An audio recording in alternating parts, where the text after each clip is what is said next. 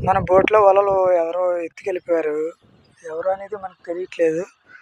తర్వాత విషయం ఏంటంటే ప్రతి ఒక్కళ్ళు ఇక్కడ మనల్ని ఎవరిని అనుమానించడానికి కూడా వచ్చి ఇక్కడ బోట్ దగ్గరకొచ్చి సెల్ఫీలు దిగడం, బోట్ మీద ఎక్కడం ఇలాంటివి చేస్తున్నారు. ఏదో పాపం పోనీలే ఏదో సరదా పడి ఏదో వాళ్ళ సెల్ఫీల గురించి మనం ఎందుకు ఇబ్బంది పెట్టడం అని మంచితనంతో మనం దగ్గర రానీయడం వల్ల నాకే ఎన్నుపోటు పొడిచినట్టు నేను బతుకు తెరువు పోయింది.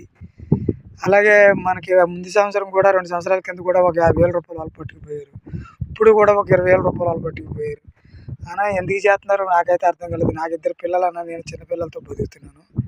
అలాగే పక్కన 2 బోట్లున్నాయి. ఆ 2 బోట్‌లో కూడా వలలున్నాయి.